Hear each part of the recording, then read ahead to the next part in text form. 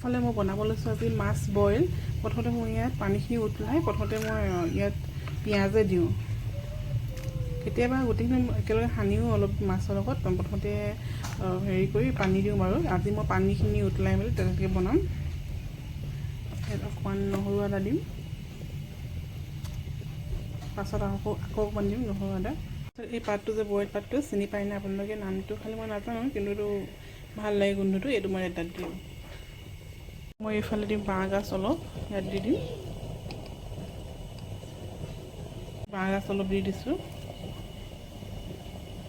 অকণমান দিম। মই টেঙা হ'লে ভাল পাওঁ মানে মই অকণমান দিম। মেজেঙা গুটি হয় এইটো, মেজেঙা গুটি আৰু জলকীয়া আছে আৰু অলপ অলপ। নিমখটোতো লাগিবই, জোখমতে দি দিব।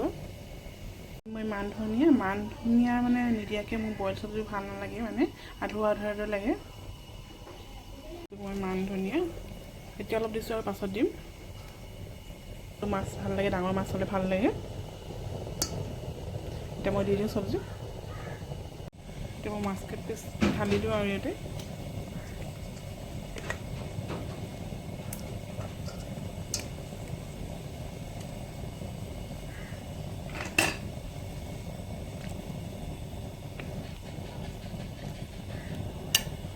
বিলাহী এড কৰিম মাছৰ লগত, ভাল লাগে অলপ দিলে।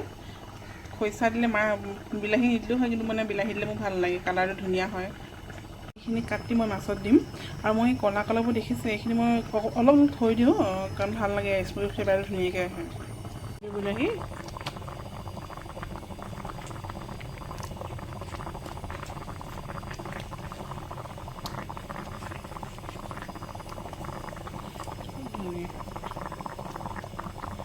অলপ পাছতে মাছ হৈ যাব।